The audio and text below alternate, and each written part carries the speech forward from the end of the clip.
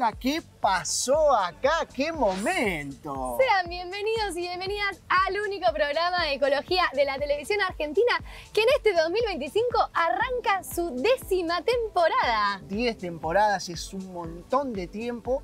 Ya el año pasado, cuando estábamos haciendo la 9, ya había que hacer la 10, porque no nos podíamos quedar exactamente obligados. Y si hicimos 10, bueno, el año que viene vemos. Por lo pronto vamos a disfrutar una temporada más en el Ecoparque, que funciona una vez más como nuestra casa. Muchas gracias. También a Canal América por prestarnos el lugar. Y vamos a andar acá con muchísimo contenido ambiental, porque si hay algo para hablar, es de cuestiones ambientales. Bien. De hecho, sin ir más lejos, este 2025 arrancó con una serie de desastres naturales en nuestro país bastante importantes que nos tienen preocupados. Incendios en el verano, venimos recientemente muy conmovidos por el trágico temporal en Bahía Blanca. Vamos a abordar los temas, por supuesto, a darles el contenido y el lugar que se merecen en el programa. Y vamos a contar también qué vamos a hablar hoy. Pero por suerte también tenemos un montón de contenido súper interesante para mostrarles, para demostrar que se están haciendo cosas desde el ambientalismo, que se están proponiendo soluciones innovadoras, así que tenemos mucho de esto para contarles a lo largo de toda la temporada. Estuviste armando la valija o la mochila o el bolso y te fuiste. Arrancamos este año con un viaje. Yo estuve en el sur, estuve en la Patagonia Argentina, particularmente conociendo un parque nacional que yo personalmente todavía no había ido, que es el Parque Nacional Monte León, Bien, en la provincia de Santa Cruz. Bien. Fuimos invitados por la Fundación Por el Mar, que nos acompañó a conocer este parque que se destaca, entre otras cosas, por tener un bosque de algas. Bien, perfecto. Donde la fauna y la flora intercambian y viven ahí. Y no les quiero contar mucho más porque prefiero que lo vean en el informe, pero realmente les recomiendo, si todavía no conoce, ir al Parque Nacional Monte León y quedarse a dormir en el camping, que es lo que me quedó a mí pendiente ahí como con ganas. ¿Te gusta la vida de camping? La verdad que sí, unos días, no te voy a mentir. Unos días. Sí, me la banco unos días, Bien. pero me encanta. Perfecto. República Argentina, por mi parte también, pero para el otro lado, para arriba, porque me fui para Jujuy, casi a la otra punta. Federal este programa. Federal. Fui a participar de una cumbre de comunidades indígenas para debatir sobre la explotación del litio. Bien. Comunidades indígenas de Argentina, de Bolivia, de Chile, de Perú, de Ecuador, en lo que fue un evento culturalmente espectacular, porque pudimos convivir con las comunidades y presenciar sus rituales, sus usos, sus costumbres, pero también hablar de litio, que es una problemática que afecta directamente a las comunidades indígenas, sobre todo en la escasez de agua.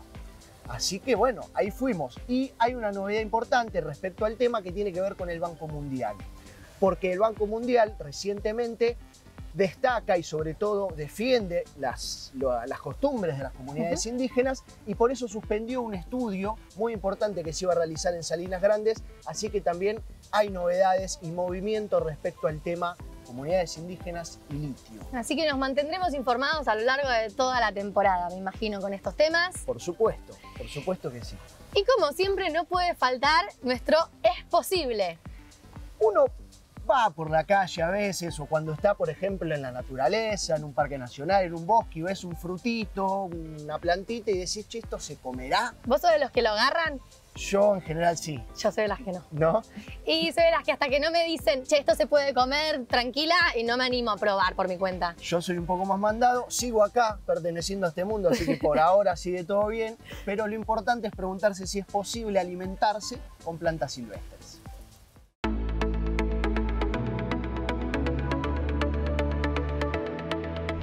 ¿Es posible alimentarse con plantas silvestres?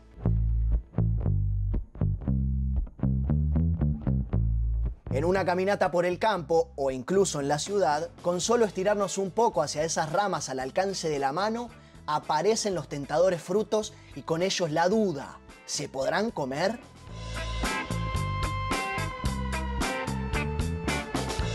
Aunque parezca que nuestra dieta es muy variada y que sobran opciones en las góndolas, solo consumimos unas 200 de las 300.000 plantas que sirven para alimentarnos.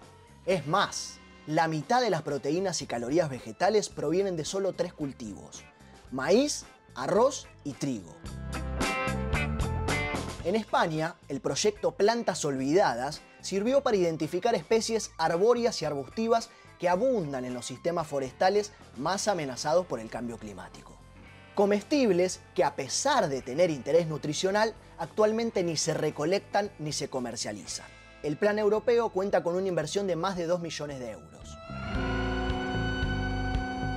Ketchup de endrino, galletas de bellota o vinagreta de piñas verdes son algunas de las 125 propuestas gastronómicas desarrolladas y sometidas a catas populares y profesionales en las que se midió la aceptación y la posibilidad de sacarlas a la venta. Las más valoradas se ganarán un lugar en las tiendas. Una forma creativa de que el bosque pueda llegar al plato. En nuestro país también se está trabajando en la misma línea. Un ejemplo impulsado por el CONICET es ¿Esto se come?, una propuesta que promueve el consumo de especies marginadas que crecen sin la intervención humana. Variedades que en oportunidades el desconocimiento lleva a catalogarlas como yuyos. El resultado final está plasmado en un recetario de acceso libre con un profundo respeto por los saberes ancestrales. Es tiempo de revalorizar tesoros ocultos, prestarles atención a aquellas plantas en las que casi nadie repara, pero que guardan secretos de sabor y nutrición únicos. Es momento de explorar cómo podemos consumir lo que se ofrece muy cerca de nuestra vereda a bajo o nulo costo.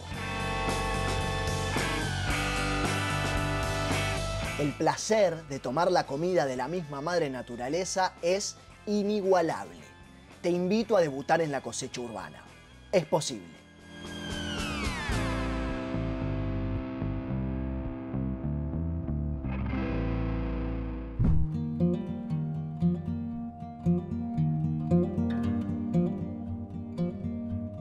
Hoy vinimos a visitar un lugar que todavía no puedo creer que no conocía. Estamos en el Parque Nacional Monte León, ubicado en la provincia de Santa Cruz, muy cerca de Piedrabuena, a un par de horas de Río Gallegos, un lugar donde la estepa termina en el mar y nos regala paisajes únicos con acantilados, bosque de algas, lobería, hay una pingüinera enorme, en fin, estamos rodeados de naturaleza.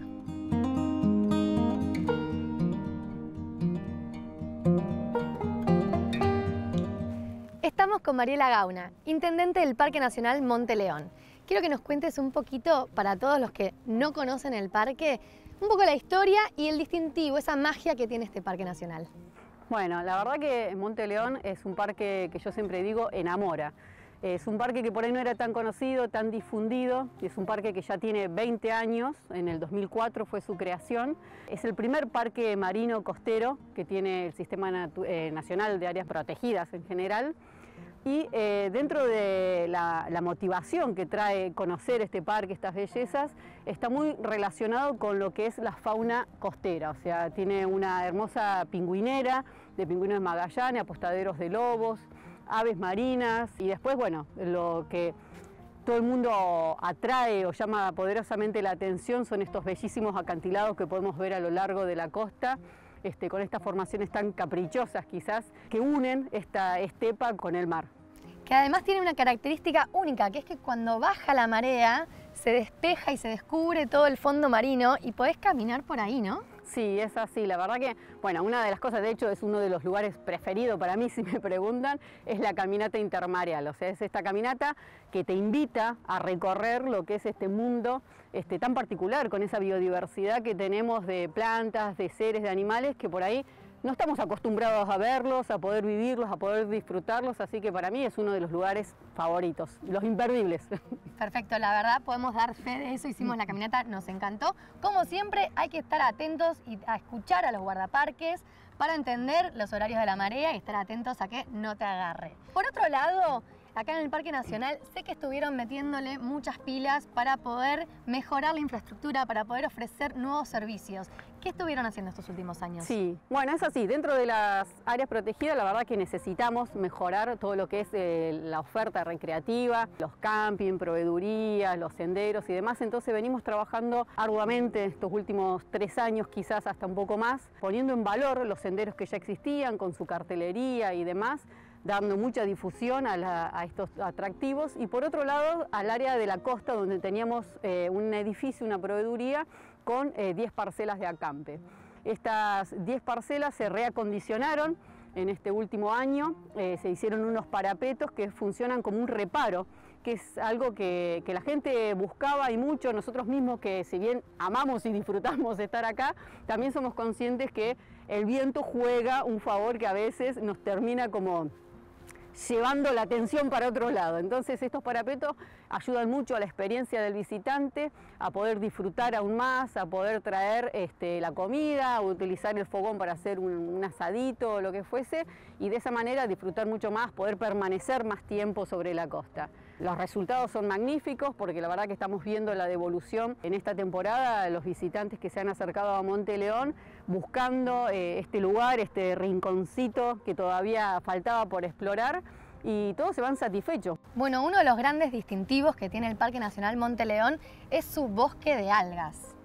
Un bosque que se está buscando proteger. ¿Nos querés contar un poco sobre eso? Sí, bueno, dentro de los atractivos que hay en el parque, uno de los lugares lindos que a veces en esta caminata que hacemos del Intermareal podemos llegar a ver las algas, pero hay un lugar que es ideal para poder verlo, que es desde el mirador de la Lobería, el que estuvimos hace un rato recorriendo. Bueno, desde ahí la verdad que tenemos una panorámica divina porque podemos ver todo ese bosque de algas que, como bien decimos, es un bosque sumergido, ¿no? Uno está acostumbrado por ahí al bosque que tenemos sobre la cordillera y bueno, tenemos que decir y entre todos conocer y reconocer que en el mar también tenemos bosques. Son estos bosques de estas macroalgas que generan una biodiversidad muy valiosa, muy rica.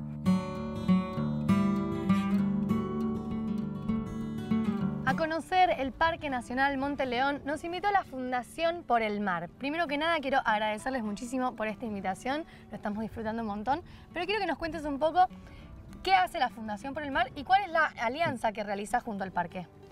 Bien, la Fundación Por el Mar es una organización de conservación marina argentina que trabaja muchísimo en Santa Cruz, Tierra del Fuego y Río Negro, y trabaja vinculada al mar, a las comunidades costeras. Y en esas comunidades costeras tenemos nuestros parques nacionales, interjurisdiccionales y nacionales que están en la Patagonia Argentina, con los que trabajamos muchísimo en todas las acciones de conservación marina en el país.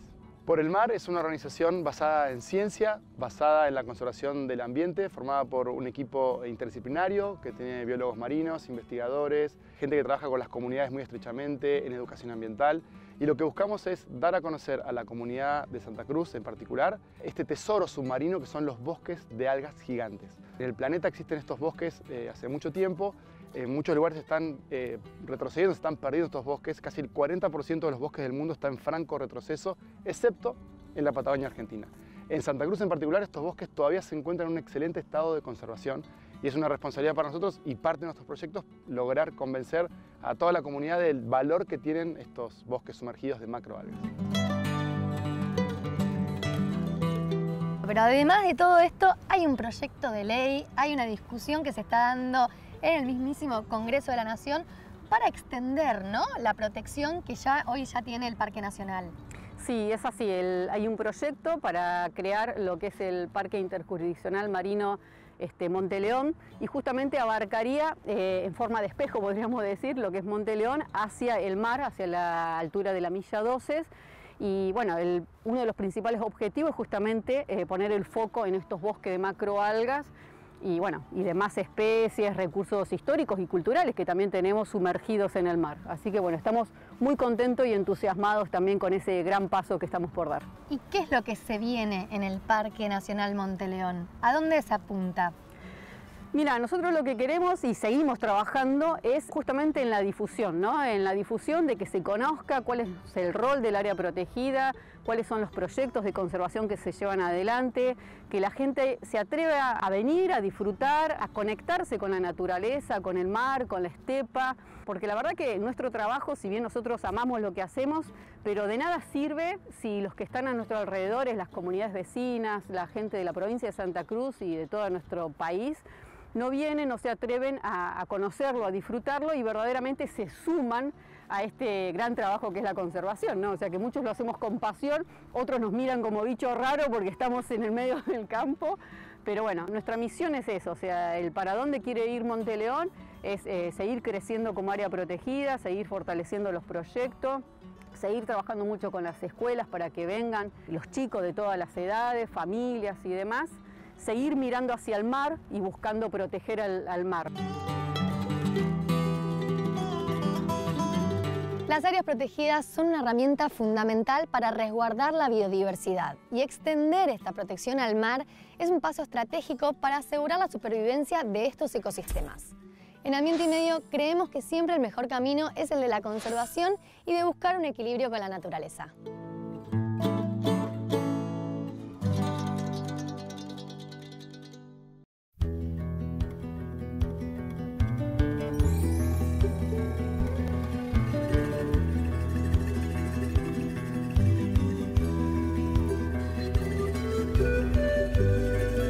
Viajamos hasta Jujuy, en avión, obviamente, y después manejamos hasta Purmamarca para hacer una noche de pernocte de aclimatación de altura.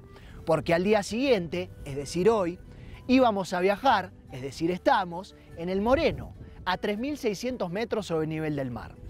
Por allá, medio tapadito al fondo, está el Chañi, uno de los más altos de la provincia.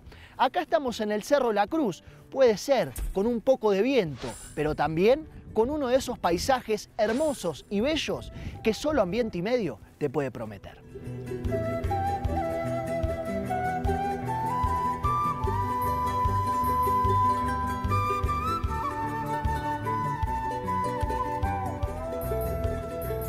...17, 18 y 19 de enero... Cumbre Andina Intercultural y Educativa para comunidades indígenas de Chile, Bolivia, Perú y Argentina. Organizado por el Indian Law Resource Center, que trabaja por la justicia de los pueblos indígenas y por la comunidad aborigen del Angosto, quienes nos invitaron y por supuesto agradecemos esa invitación. Se trata de un congreso de 3 días para hablar profundamente de un tema central, que es el litio.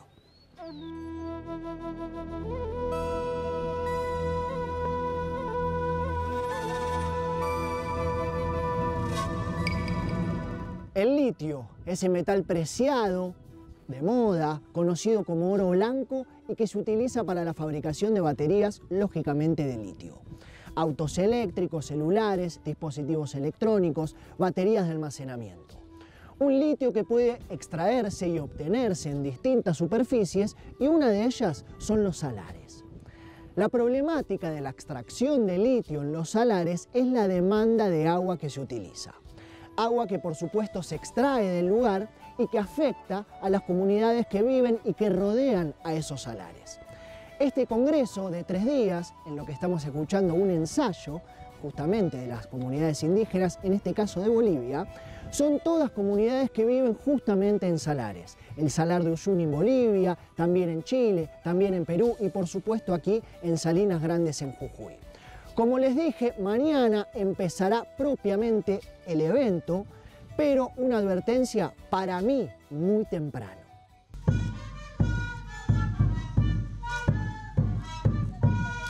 Muy pero muy buenos días. Este es el primer día del Congreso y no voy a decir qué hora es, pero es realmente muy temprano.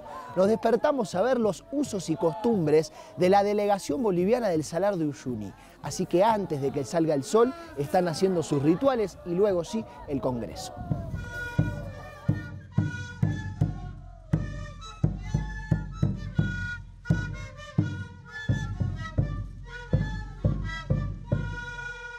¿Su nombre? Mi nombre es Femia Quispe Balcázar, vengo de la marca Tagua, de la comunidad de Aique. ¿De dónde? ¿De Bolivia? De Bolivia. ¿Del Salar de Uyuni? Del Salar de Uyuni, que está en la provincia de Daniel Campos. Esos rituales los realizamos en esta temporada, que se acercan los carnavales, y este que hemos demostrado se llama Mundumalco, en donde agradecemos a la Pachamama mediante la ofrenda que ha podido observar, a la producción que recibimos de todo de este año, que es la Chisihuaymama, que es la quinoa, la charcamama, que es la papa, la charlacani, que es haba, y los chupilulos, ¿qué significado tiene? Que la zanahoria, la cebolla y todos los productos que nos puede ofrecer la Madre Tierra. Entonces, en cariño a eso, en pago a eso, ofrecemos la ofrenda. Y cuénteme, estamos en un congreso de litio. ¿Cuáles son las consecuencias que están sufriendo, en este caso Marca Tagua, con la explotación del litio en el Salar de Uyuni? En el Salar de Uyuni con la explotación hay algunas cosas que se alteran, pero esperemos que no sea de gran magnitud. ¿Hay algunos problemas con el agua, con la escasez del agua? Por el momento no todavía, no estamos en eso. Pero podría ser. Podría ser, sí.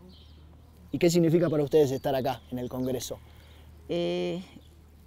Estar acá es traer nuestra cultura, todas las costumbres que realizamos en nuestro Marcatagua y hacer un intercambio cultural.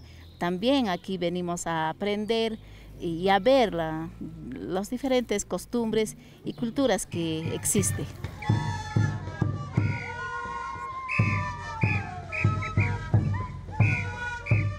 Para mí o para el resto, la Pachamama significa nuestra madre tierra. La madre tierra nos da de todo, nos da de comer, todo lo que comemos.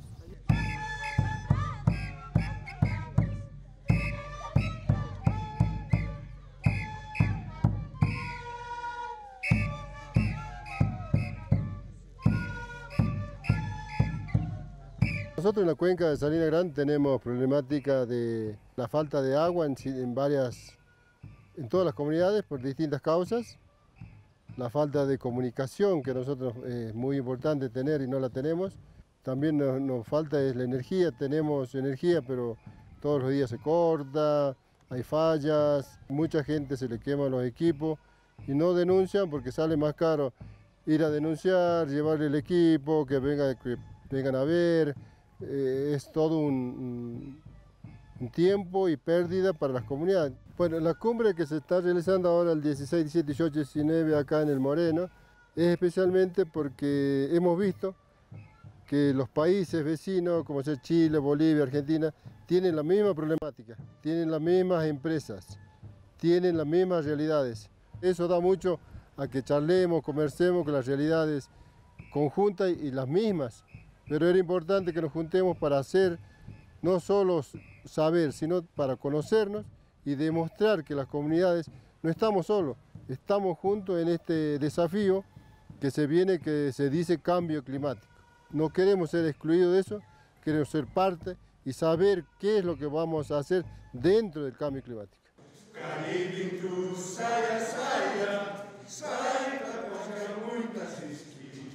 A la camana de El Moreno, Argentina. Aquí vamos a hacer pues los brazos Bolivia, Chile, Perú. Mientras no haya consentimiento, no haya consulta previa, estamos en colonización. Ese territorio está colonizado. Porque si no nos preguntan y no consentimos, ¿qué es lo que pasa?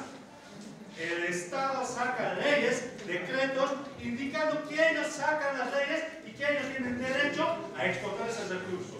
Y ustedes como ciudadanos no tienen nada.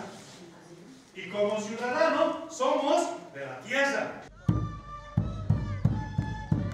Indian Law Resource Center, en español significaría algo así como Centro de Recursos en Derechos Indígenas.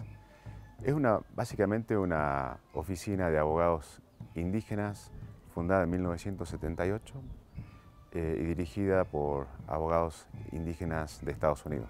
Lo que nosotros hacemos es proveer asistencia jurídica sin cargo alguno a naciones indias en Estados Unidos y a pueblos y comunidades indígenas en México, Centro y Sudamérica, con la finalidad de ayudarlos a proteger su herencia cultural, sus tierras, sus territorios, sus recursos naturales, en la medida que podamos desafiar a leyes y políticas discriminatorias que tienen los países contra las comunidades indígenas, contra sus tierras, sus territorios y sus recursos.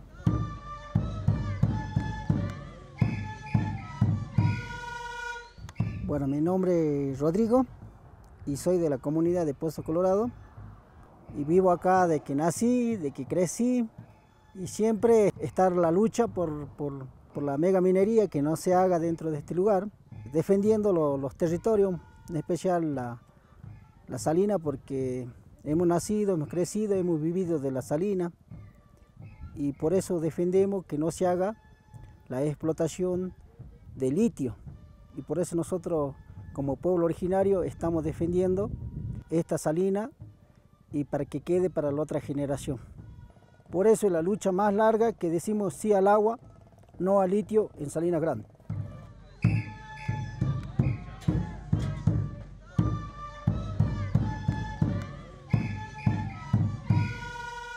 Si querés cuidar el ambiente, no hagas esto. El aceite de cocina usado que desechamos por la cañería contamina miles de litros de agua. Con solo algunos cambios, tu aceite de cocina usado puede recuperarse y transformarse en energía. En este curso gratuito te explicamos cómo transformar el problema en una solución. Ya disponible en ecoauladigital.org.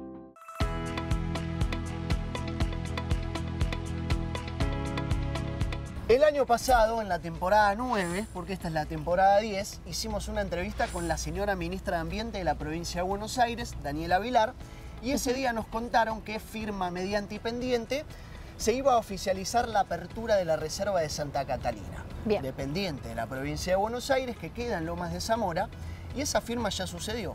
Por lo tanto, me parece una excelente oportunidad para que Ambiente y Medio, no hoy, sino el programa que viene, vaya a conocerla, te la muestre y la disfrutemos entre todos. ¿Qué te parece? Perfecto, un pequeño adelanto para que se queden con ganas de volver a vernos la semana que viene. Bien, dicho eso, hoy les traigo un tema que está bastante en agenda.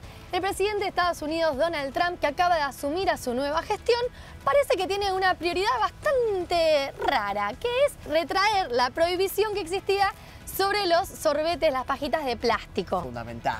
Parece algo como ridículo, sin embargo, ¿por qué es interesante? Porque esto tiene que ver con la lucha contra el ambientalismo que se está dando en un plano internacional, pero también a nivel nacional, a nivel local, lo estamos viviendo. ¿Qué es esto de entender que ya no hay que cuidar el ambiente, parece? Sí, como no puede eliminar el ambiente, que es un montón y es básicamente imposible, va eliminando otras cosas, pero sobre todo va a aquellas cuestiones que son simbólicas, porque está claro que todos pensamos que eliminando los sorbetes no se va a solucionar el planeta, está claro, de hecho no se solucionó, pero justamente como es algo simbólico, va hacia eso porque tiene que ver con lo comunicacional y con el clima de época, cómo estamos pensando las cosas. Estamos en medio de una guerra cultural y esa guerra cultural nosotros también la agarramos. Exactamente. Y para darle frente a la guerra cultural, vamos a dar contenidos también que sirvan justamente para nutrirnos educativa ambientalmente, como por ejemplo un referentes ambientales. ¿Quién tenemos hoy? Bien, hoy tenemos al naturalista español Félix de Azara. Hay una fundación en la Argentina que recibe su nombre, que trabaja Claudio Bertonati, que nosotros respetamos mucho, y es un naturalista que tuvo mucha influencia en Sudamérica y sobre todo en Argentina, sobre todo con las cuestiones relacionadas a los límites de los países. Bien. Y también la historia natural, flora, fauna, así que vamos a conocer, si les parece, a Félix de Azara. Pero antes... Como siempre, también tenemos un invitado, una entrevista. ¿A quién tenemos hoy? Al principio del programa, en la apertura, hablábamos de Bahía Blanca, hablábamos de los incendios y nos parece importantísimo justamente abordar estas problemáticas con alguien que sabe un montón, que es Guillermo Folguera. Sin más, lo escuchamos.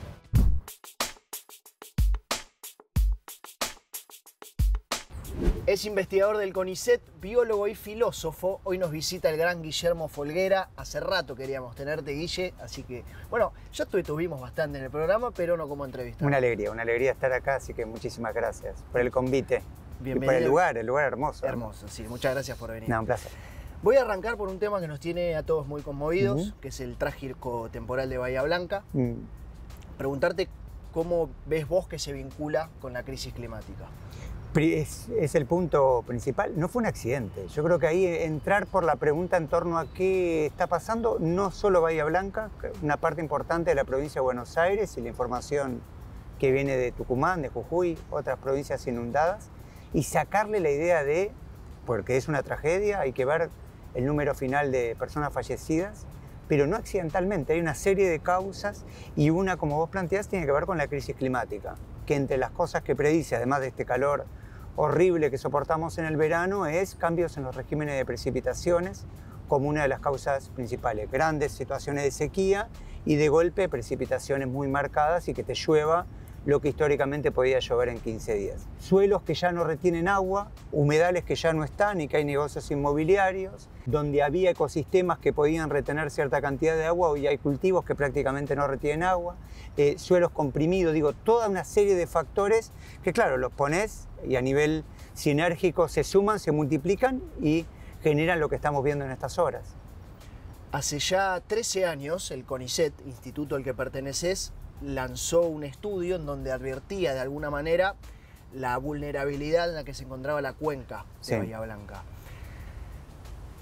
De vuelta, los científicos no siendo por ahí tomados en cuenta a la hora de tomar decisiones y sobre todo llevar a cabo políticas públicas, y demostrando que justamente los científicos no siendo escuchados es parte del problema también. Claro, claro. Es interesante la pregunta. ¿Quién se escucha?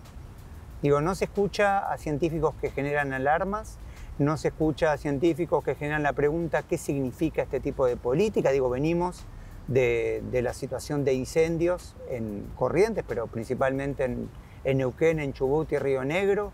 Venimos en situaciones de sequía. ¿Hace cuántos años que viene con sequía, por ejemplo, la provincia de San Juan?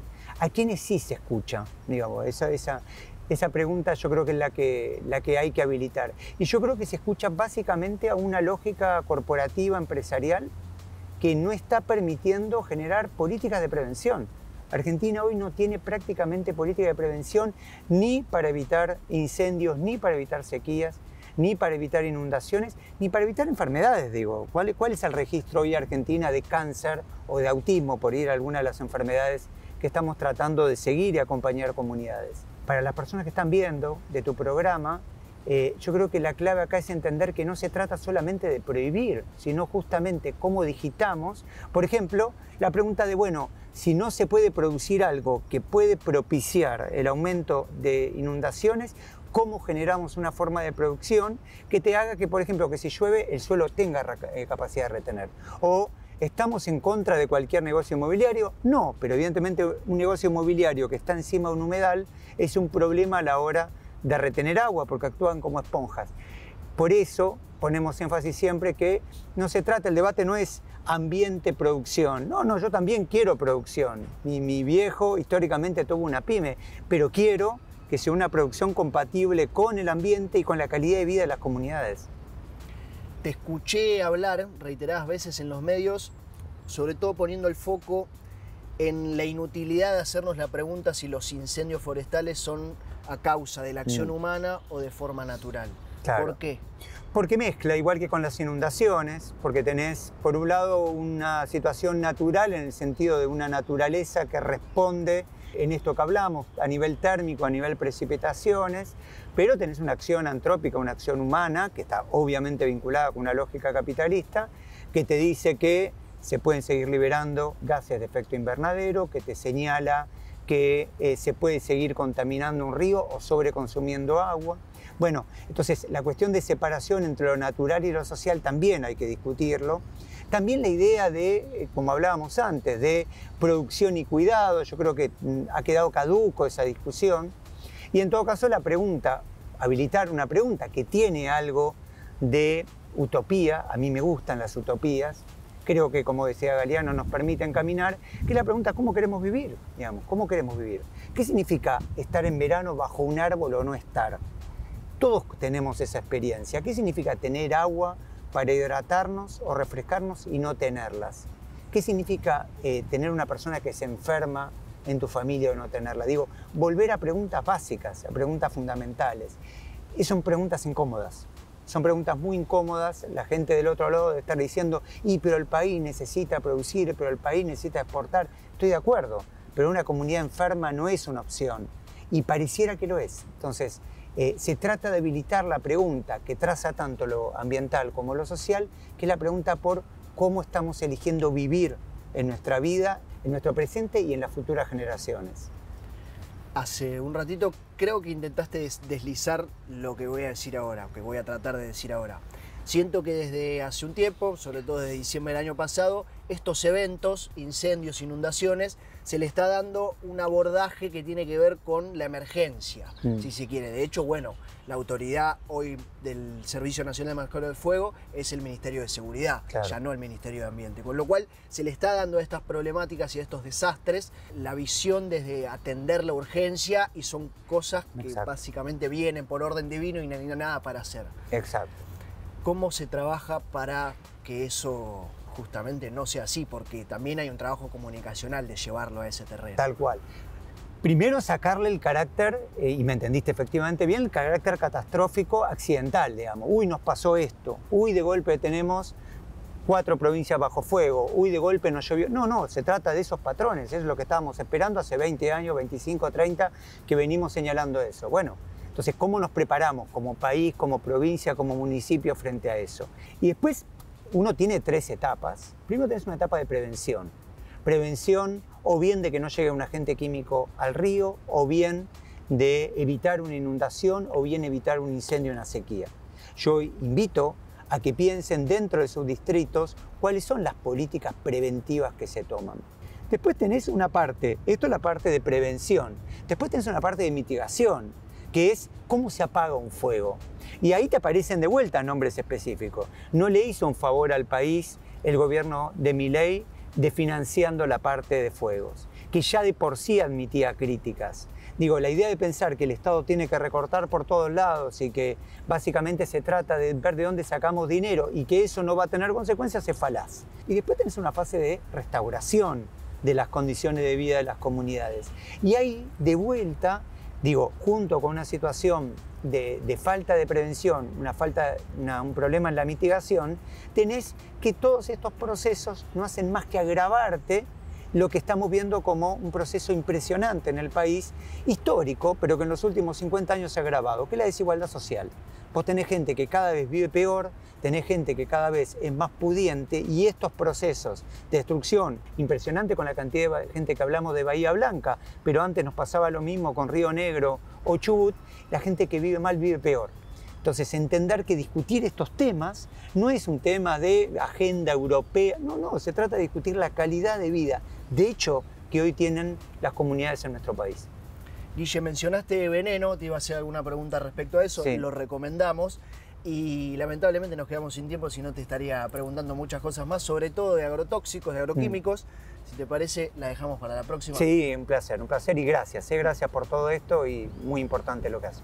Gracias a vos, y nosotros como siempre seguimos con más Ambiente y Medio.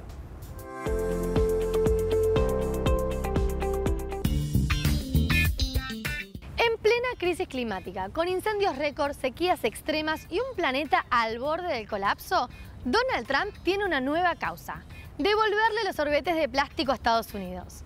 ¿Cómo puede algo tan insignificante, una pajita, una bombilla, un popote, como quieran llamarlo, convertirse en prioridad de su nueva gestión? ¿Qué tienen de especial los sorbetes?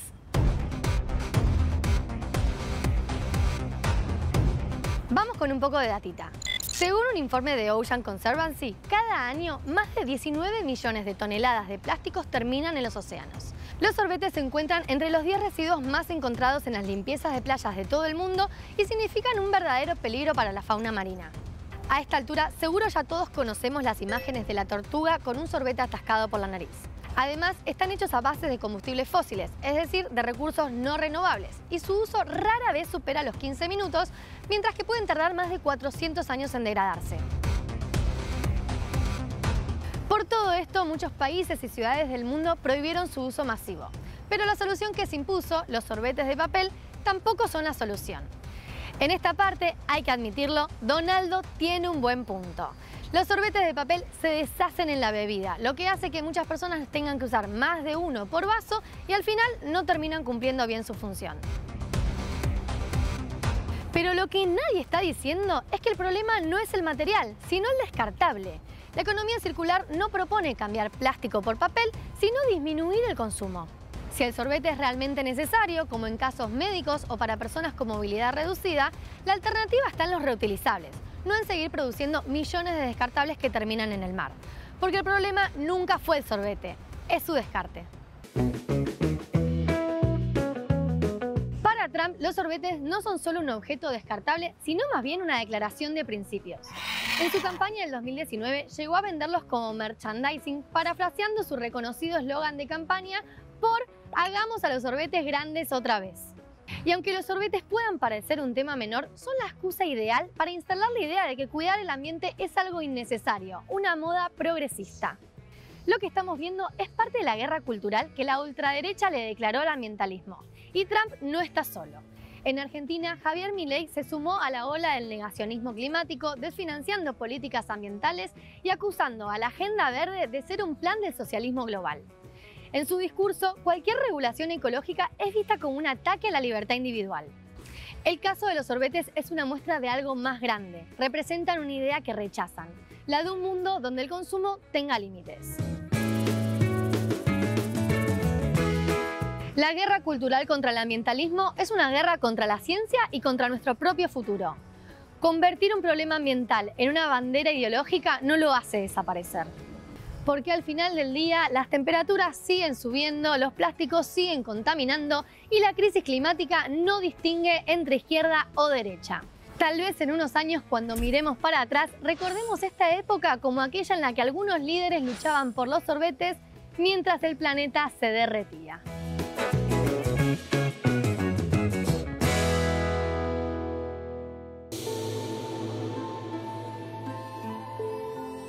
De ayer y de hoy, de todos los tiempos y todas las latitudes, son muchos nuestros referentes ambientales y por eso hoy aprovechamos para conocer al naturalista que sentó las bases de la teoría de la evolución.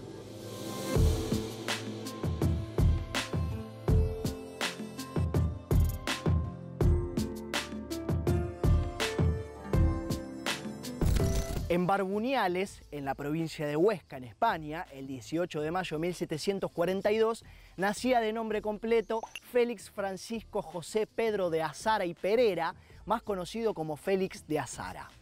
Militar, ingeniero, antropólogo, cartógrafo, botánico, que dejó un importantísimo legado, fundamentalmente en la Argentina.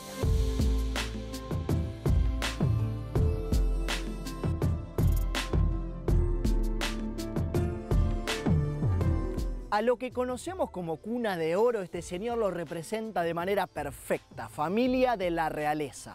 Su padre, señor de ese poblado, su hermano obispo en Barcelona, y por eso tuvo una formación eclesiástica primero y militar después, que lo terminó llevando a participar de expediciones y conquistas. El Tratado de San Ildefonso de 1777, entre Portugal y España, buscaba fijar las fronteras de sus posesiones en América del Sur. Se eligió a Félix de Azara para estar al frente de esta tarea y por eso partió a Sudamérica en 1781 para una misión de unos meses y, como siempre le pasa a estos personajes, se terminó quedando 2 décadas.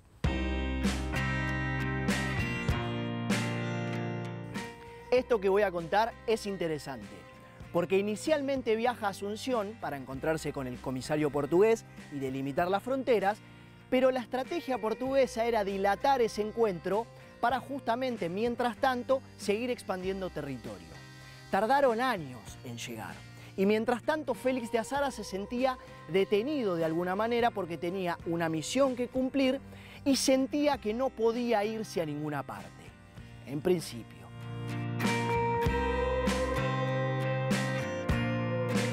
A escondidas, empieza a viajar por Sudamérica para mejorar la cartografía, lo que había venido a hacer. Y lo también interesante es que hasta ese momento, su costado más ambiental, por así decirlo, era como ingeniero, con mejoras hidráulicas, con mejoras de infraestructura en ciudades importantes de España como Barcelona, pero no mucho más. Y en esos viajes empieza a descubrir un interés muy fuerte por los animales primero, por las plantas después, considerándose un ignorante, porque no tenía formación científica y se entregó a la tarea de la observación. Y vaya que sirvió.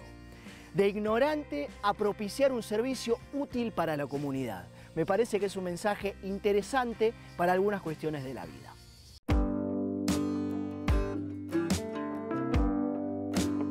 Descubrió 448 especies, realizó el mapa de Misiones, de Paraguay, la frontera entre Uruguay y Brasil, las especies del Río de la Plata, con una descripción histórica, geográfica, natural, política. Su obra más importante es Viajes por la América Meridional. El rumor que siempre circula es que Darwin siempre viajaba con un ejemplar bajo el brazo. El mote de sentar las bases de la teoría de la evolución es cuanto menos polémico y cuestionable.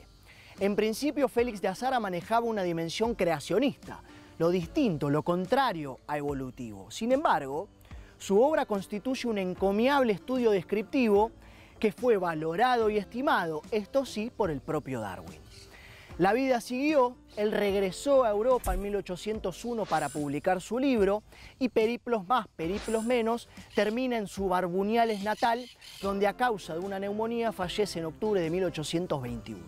Tiene una cresta en la luna, como la mayoría de estos personajes, y da nombre a la Fundación de Historia Natural Félix de Azara, que hace cosas hermosísimas por el ambiente, como también lo hizo Félix de Azara para nosotros, referente ambiental.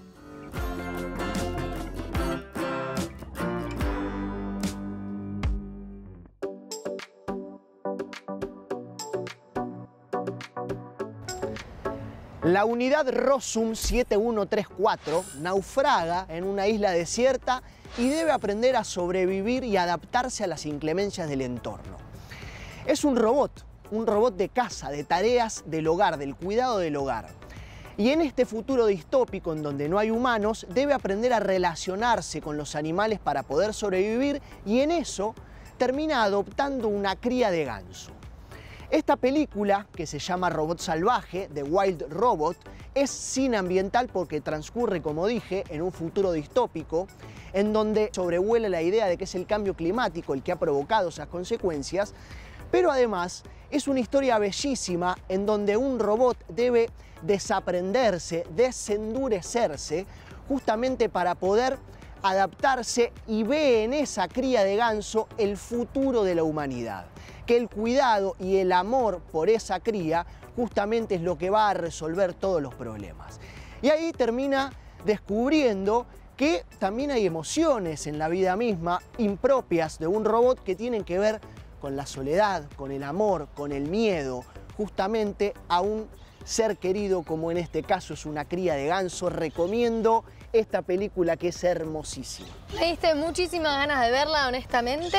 Y así nos despedimos de este último primer programa, perdón. No, último no. No, yo me adelanto, estoy perdida del Bien, año. Perfecto. De este primer programa del 2025, primer programa de la temporada 10, porque somos Fundación Ambiente y Medio, hacemos y creamos contenido y periodismo ambiental. Por allá hay un camino que ellos no van a ver, pero si te parece es una linda forma de cerrar con imaginación.